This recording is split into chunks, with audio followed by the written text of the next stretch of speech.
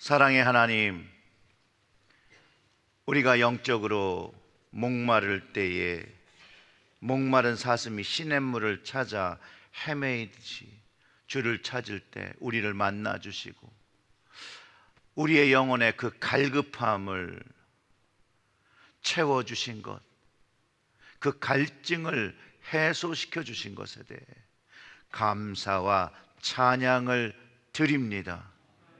이 시간 말씀을 들을 때에 하늘에서 부어주시는 그 기름 부으심이 우리의 영혼의 목마름을 해결하여 주시옵고, 하나님만, 예수님만, 성령님만 바라보고 걸어가는 저희들의 인생이 되어 하나님께서 맡기신 그 부르심의 사명, 왕같은 제사장의 사명 잘 감당하며 주의 이름을 우리의 삶에서 높이고 찬양드리며 살아갈 수 있도록 이 시간 말씀을 들을 때에 우리 영혼의 목마름이 해결되게 하여 주시옵소서. 이 모든 말씀 우리 구주 예수님의 이름으로 기도드렸습니다. 아멘. 아멘. 코로나 19이라는 그 팬데믹이 지금 이제 개인적으로는 끝나가고 있다고 저는 생각을 하는데, 그 이후로 세상이 많이 바뀌어가고 있습니다. 여러 가지 온라인에 대한 이런 문제들, 회의의 문제들, 또 직장의 문제들이 다 바뀌어가고 있는데요. 사실상 근데 이런 변화는 코로나 바이러스 이전에도 세상은 빨리 변화한다라고 하면서 교회는 이런 변화에 어떻게 대처를 해야 되는가라고 질문을 많이 했었습니다. 이 코비드의 기간이 길어지면서 우리의 삶 속에서 변화되어 준 한 가지 중에 요즘 이런 말씀 좀 들어보셨는지 모르겠지만 코비드 블루라는 말을 들어보셨습니까? 못 들어보셨어요?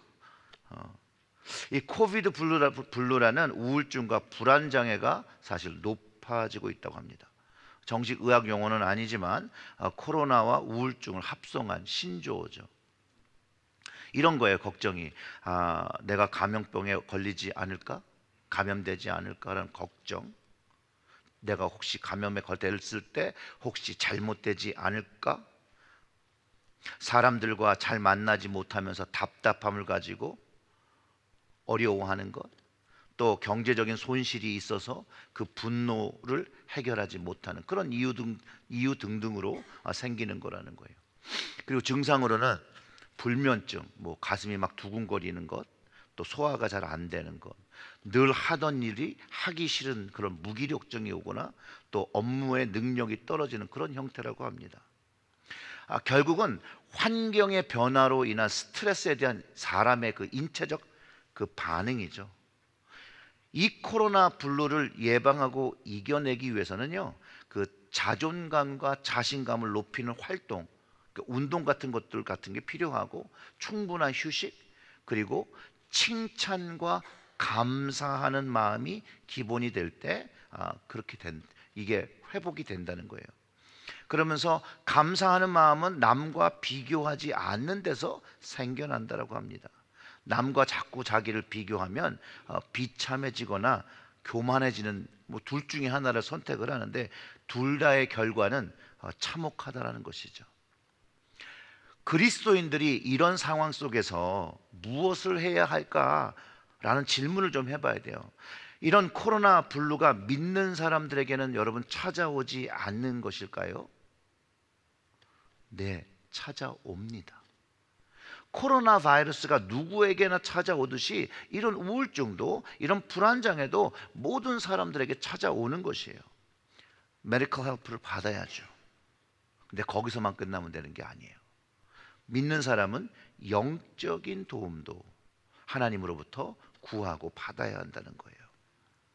신약 성경에서 예수님을 쫓던 사람들이 그 믿던 사람들이 가장 충격적이고 힘들었던 사건이 하나 있습니다.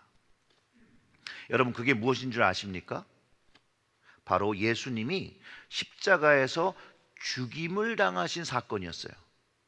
예수님을 쫓으며 사랑하는 사람들이 모두 자신의 눈앞에서 예수님이 죽임당하는 것을 보고 있었는데 무기력해서 아무것도 할 수 없었다는 거예요. 아마 예수님께서 3일 후에 말씀하신 것처럼 부활하지 않으셨으면 이 예수님을 쫓던 이 제자들이요 모두 흩어져서 자신의 삶의 터전으로 돌아갔을 것이라고 저는 확신해요. 근데 예수님께서 제자들에게는요 이런 얘기를 늘 하셨어요. 3일 후에 부활하실 것이라고 여러 번 말씀하셨는데 예수님이 죽으시자 제자들이 이런 것들을 이해하지 못하고 기억하지 못하고 깨닫지 못하고, 사실은 예수님이 죽었다는 그 사실에 그들의 마음은, 그들의 영은 공황 상태가 됩니다. 그런데 오늘 우리가 읽었던 본문을 보면 그 죽으셨던 예수님께서 부활하셔서 그들 앞에 나타나시니까 그들의 마음이 기뻤다라고 성경이 기록하고 있는 것입니다. 요한복음 20장의 그 19절과 20절을 보면 이날 곧 안식 후 첫날 저녁 때에 제자들이 유대인들을 두려워하여 모인 곳에 문들을 닫았더니 예수께서 오사 가운데 서서 이르시되 너희에게 평강이 있을지어다. 이 말씀을 하시고 손과 옆구리를 보이시니 제자들이 주를 보고 기뻐하더라. 아멘. 여러분, 예수님의 이 십자가의 흔적을 보면 평강과 기쁨을 회복합니다. 이 예수님의 십자가의 흔적을 보면 평강과 기쁨을 회복하게 되는데 왜 그러냐? 부활하신 예수님을 만나면서 제자들이 경험한 것이 마음의 안정, 두려워 떨고 있는데 예수님께서 살아 돌아오셨으니까 그 불안함이 그 부활하신 주님을 보면서 해결되는 것이죠. 그리고 죽었다고 믿었던 그 주님께서 살아 돌아오시니까 기뻐하는 것이죠. 너무나도 자연스러운 인간의 반응이라는 거예요. 그런데 예수님께서 그냥 나타나셨으면 되는데 왜 굳이 오늘 성경을 보면 그 손과 옆구리를 보이신 십자가의 흔적을 보여주신 이유가 도대체 뭘까요, 여러분? 누가복음에서 그걸 좀 보면 좀 더 해결을 할 수가 있어요. 누가복음 24장 37절과 40절의 말씀을 확인해 보면 이렇게 기록하고 있습니다. 그들이 놀라워 무서워하여 그 보는 것을 영으로 생각하는지라. 그러니까 제자들이 예수님께서 나타나셨을 때 그 방 다 잠겨 있고 막 그런데 누구도 들어올 수 없는데 예수님이 딱 나타나신 거거든요. 그래서 그들이 무서워하는 건 그가 영으로 나타났다라고 생각을 한 거예요. 38절에 예수께서 이르시되 어찌하여 두려워하며 어찌하여 마음에 의심이 일어나느냐? 내 손과 발을 보고 나인 줄 알라. 또 나를 만져보라. 영은 살과 뼈가 없으되 너희 보는 바와 같이 나는 있느니라. 이 말씀을 하시고 손과 발을 보이시나 41절 그 짧은 부분은 그들이 너무 기뻐함으로 라는 말이 더 붙여져 있습니다. 손발을 보여주신 이유가 제자들이 예수님께서 영으로 나타나신 것으로 믿고 무서워했다는 거예요. 그래서 예수님이 육신의 부활 이전에 십자가에서 죽으신 그 주님의 모습이라는 걸 증명하시기 위해서 누가복음에서 보면 손과 발, 요한복음에서는 손과 옆구리를 얘기하고 그 십자가의 흔적을 보여주었다라고 기록하는 거예요. 왜냐하면 제자들이 만져볼 수 있었거든요. 그때서야 제자들이 살아 돌아오신 예수님을 보면서 기뻐했다고 기록하고 있는 거예요. 맞습니다. 제가 금방도 말씀드렸지만 부활하시 죽었다고 생각하셨던 그 예수님께서 다시 오신 걸 보면 기쁨을 갖는 것은 너무나도 당연한 거고요. 불안하고 힘들었던 그 현실이 이제 바뀐 거잖아요. 예수님의 부활은요, 예언의 말씀의 성취입니다. 모세의 율법과 선지자의 글과 시편에 있는 그 말씀들이 다 성취되는데 그 중에 이사야의 예언의 말씀이 성취된 거예요. 우리가 잘 알고 있는 이사야서 53장 5절의 말씀입니다. 그가 찔림은 우리의 허물 때문이요 그가 상함은 우리의 죄악 때문이라.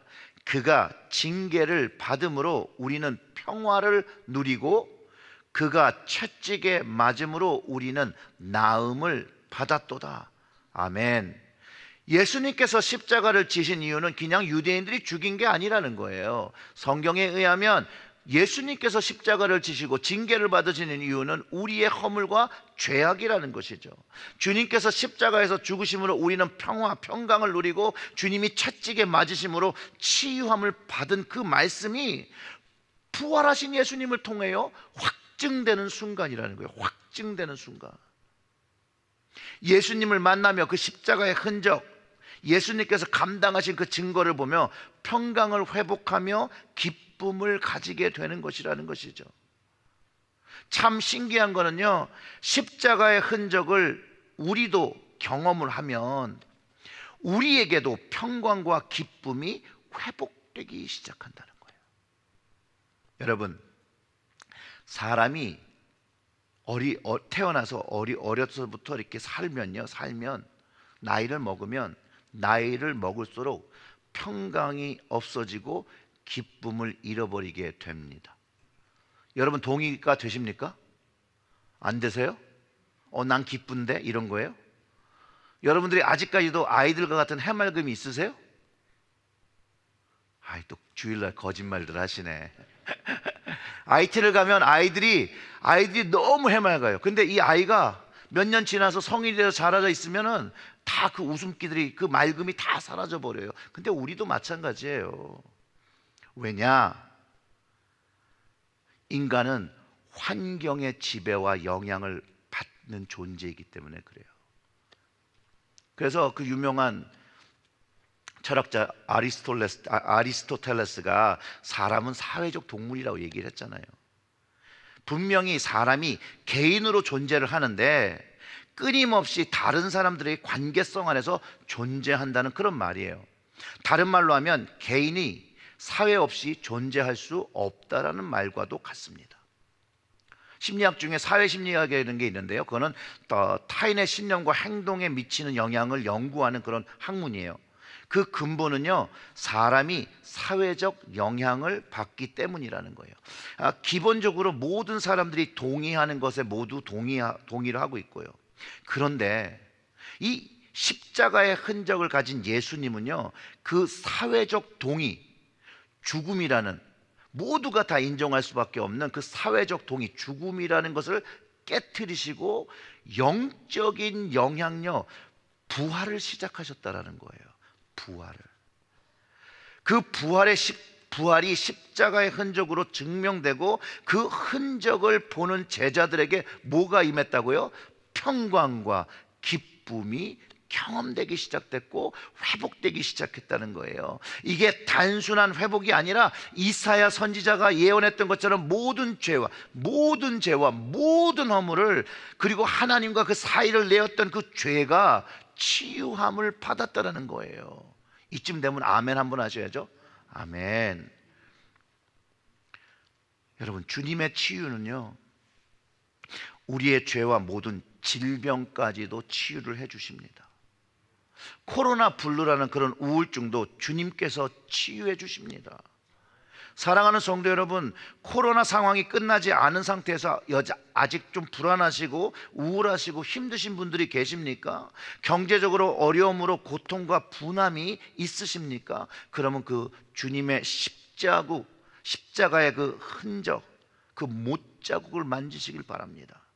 주님의 발과 주님의 손과 주님의 옆구리를 보고 만지시고 평강과 기쁨을 경험하면 그 모든 것들이 치유함을 받게 된다고 저는 믿고 확신합니다. 그래서 여러분, 사실 찬송가를 굉장히 고민을 많이 했거든요. 그 못자국 만져라, 그 찬송을 부를까, 오늘 만왕의 왕을 할까 되게 고민을 했는데, 사랑하는 성도 여러분, 여러분의 각자의 자리에서 주님의 십자가 바라보시면서 그 주님의 십자가의 흔적, 부활하신 그 주님의 손과 발과 옆구리를 만지며 회복하시고 치유함 받으시기를 주님의 이름으로 축원합니다. 그러니 여러분 이렇게 생각해 보세요. 여러분들이 어디에 있던 어느 곳에 있던 주님을 만나면, 그리고 그 십자가의 흔적을 보면 평강과 기쁨이 경험되어지는 것이에요. 그거를 경험한 사람은 이 세상의 어느 곳에 가서 십자가를 걸린 그곳을 바라보면 주님께서 나에게 치유함을 주셨다는 것, 죄사함을 주셨다는 것을 기억하게 되겠죠. 우리가 십자가를 가지고 십자가를 집에 붙여놓고 십자가를 바라보는 이유예요, 여러분. 그거를 경험하고 나면요, 세상에 십자가가 그렇게 많은데 그 이유가 뭐예요? 나를 사랑하시는 하나님의 은혜라는 것이죠. 여러분 주위를 둘러보세요. 십자가가 너무 많아요. 십자가가 너무 많아요. 십자가를 믿지도 않는데 여기다 막 목걸이를 하고 다녀요. 저는 제일 이상한 게 힙합 가수들이 예수님 안 믿는데 여기다 십자가를 이만한 거를 걸고 막 노래를 하는데 그 가사가 주님과 전혀 관계없는 얘기예요. 제가 이전에 간증했던 것처럼 너무 몸이 아픈데 십자가를 끌어안고 자면 그래도 좀 나을까 싶어서 잠잘 때 십자가를 끌어안고 자다가 제가 치유함을 받은 이야기도 한번 나눈 적 있죠. 바로 그 이야기입니다. 십자가의 흔적에게는요, 거기에는 평강과 기쁨이 있기 때문에 그래요. 그런데 여러분, 그런데 이 십자가의 흔적이 내 몸에 있다라면 어떨까요? 십자가의 흔적이 내 몸에 있다라면 여러분 영광이지 않겠습니까? 갈라디아서 6장 14절과 17절의 말씀을 보면 바울이 이렇게 고백을 해요. 그러나 내게는 우리 주 예수 그리스도의 십자가 외에는 결코 자랑할 것이 없으니 그리스도로 말미암아 세상이 나를 대하여 십자가에 못 박히고 내가 또한 세상을 대하여 그러하니라. 17절 이후로는 누구든지 나를 괴롭게 하지 말라. 내가 내 몸에 뭐를 가지고 있어요? 예수의 흔적을 지니고 있노라. 아멘. 여러분 십자가의 흔적은요, 성경은 예수 생명의 증거라고 얘기를 해요. 사도 바울이 예수님께서 지셨던 십자가를 본인도 지면서 그도 그의 몸에 예수님의 그 십자가의 흔적, 예수님의 흔적이 있다라고 고백을 하는 것이죠. 이 이야기를 잘 생각해 보면 예수 그리스도를 증거할 때 그가 받았던 박해 받아도 너무 많이 받았거든요. 바울이 태장을 여러 번 맞았다라고 이야기하고 있고요, 감옥에 갇혔다라고 하고요, 여러 번 죽을 뻔하였지만 그가 자랑한 것은 예수 그리스도의 십자가라고 이야기하고 있는 거예요. 박해를 받고 그의 몸에 주님을 자랑하기 위해서 받았던 그 상처들이 영광의 상처이며 십자가의 흔적이라고, 주님의 흔적이라고 고백하고 있다는 것이에요. 고린도후서 4장 10절과 11절에서는 바울이 이렇게 얘기합니다.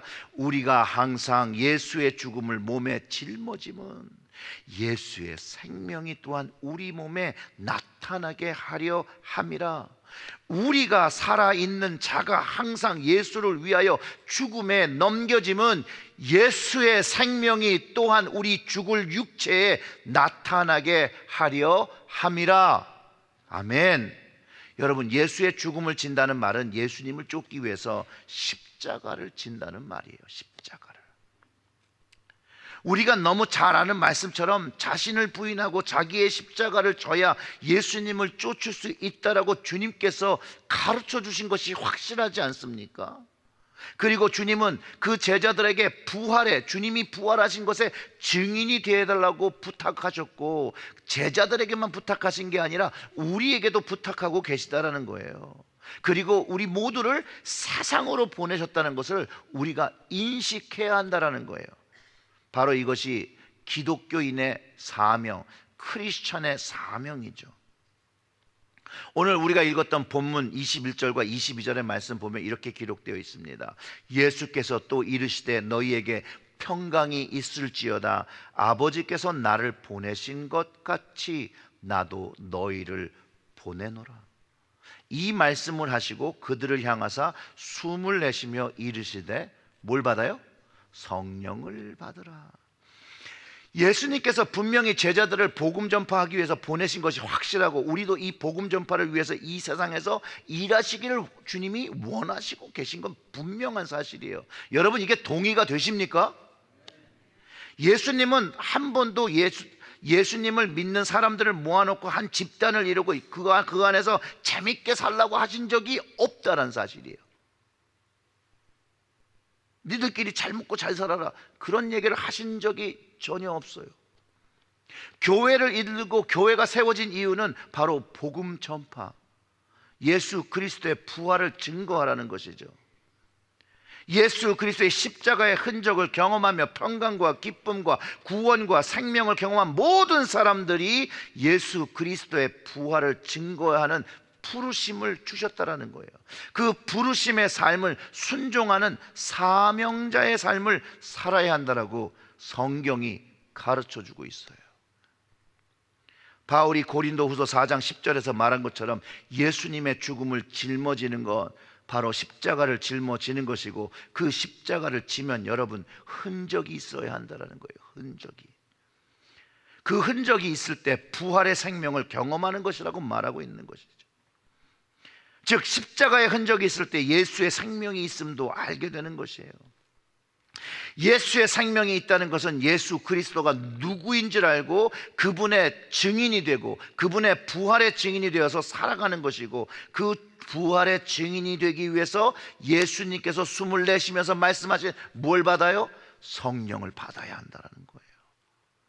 주님께서 보내신 그 자리에서 복음을 전파하고 부활의 증인이 되기 위해서 성령을 받아야 된다는, 그 말은 성령을 받을 때 십자가를 지고 그 흔적을 가지고 예수의 생명을 누리며 평강과 기쁨을 가지고 살아간다는 이야기를 하고 있다는 것이에요.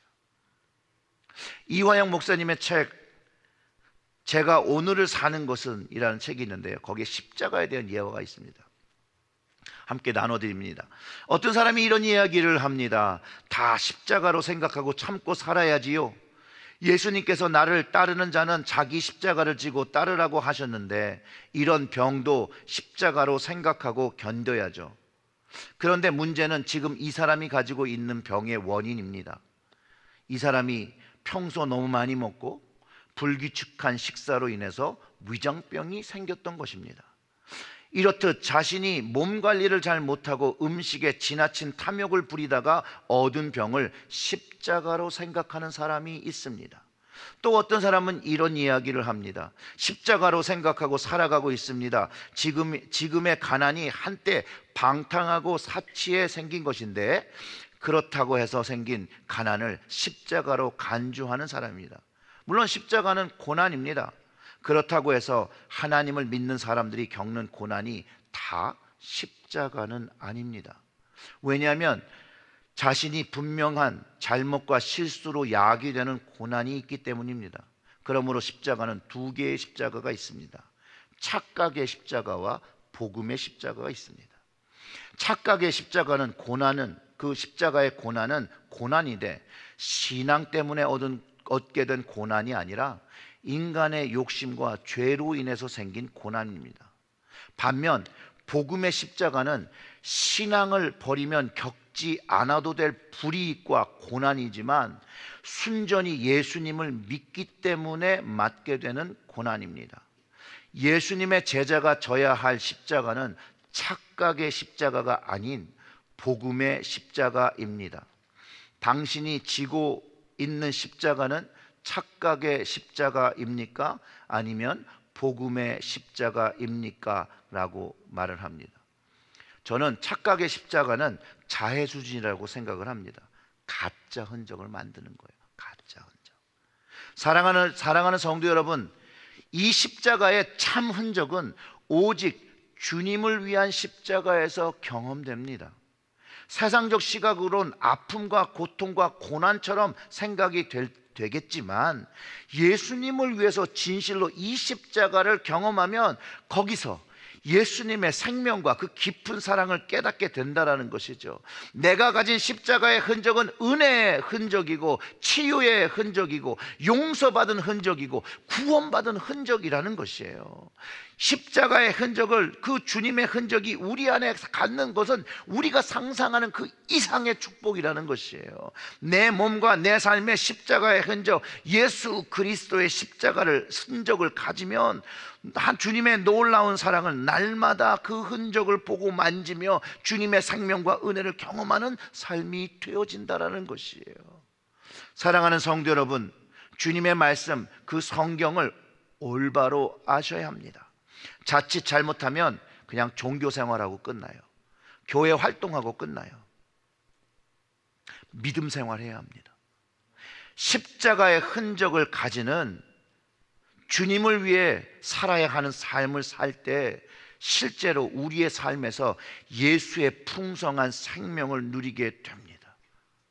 예수님께서 성령을 받으라 하였으니 성령 받아서 제대로 신앙생활을 해야 십자가의 흔적을 가지게 되는 것이라는 거예요.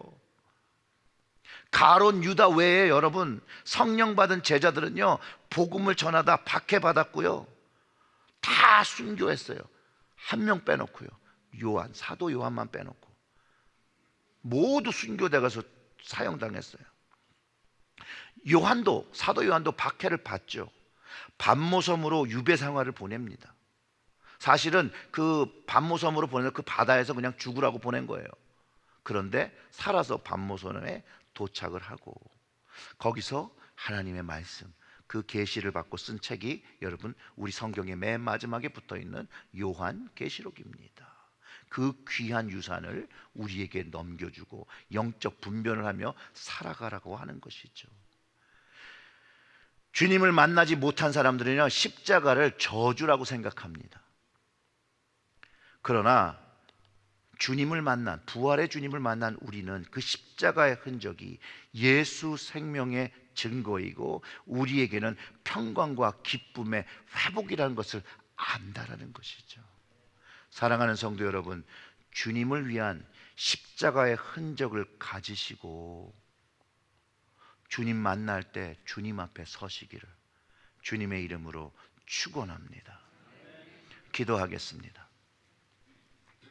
주님, 오늘 말씀을 통하여 다시 한번 나를 위하여 십자가를 지어주심에 감사와 찬양을 드립니다. 세상 속에 살아가며 어려움이 분명히 있습니다. 그러나 주님, 주님의 그 손과 그 옆구리를 보며 그 발을 보며 그 못자국을 보며 평강과 기쁨으로 우리 삶에서 얻는 모든 어려움과 상처들이 회복되게 하여 주시옵소서. 주님의 흐르는 그 머리에서, 가시관에서 흐르는 피가 우리의 머리로 짓는 죄들을 용서하여 주시고 주님의 손과 발에 박힌 그 못자국에서 흐르는 그 피가 우리의 손과 발로 짓는 모든 죄들을 용서하여 주시고 우리의 마음으로 짓는 그 죄를 예수님의 그 심장으로 뚫고 들어온 그 창끝으로 흘려진 그 피로 인하여 우리의 심장, 마음으로 짓는 죄들을 모두 사하여 주시고 우리에게 새로운 삶, 성령 받고 성령 충만하여 주님의 기쁨과 평강을 누리며 예수 그리스도의 부활을 증거하는 삶을 살아갈 수 있도록 우리의 마음속에 주님 마음 품게 하여 주시옵고 주님 말씀 품게 하여 주시옵고 이 말씀을 이 세상에서 지키며 행하는 저희들 되게 하여 주시옵소서. 이 모든 말씀 우리 구주 예수님의 이름으로 기도드렸습니다. 아멘.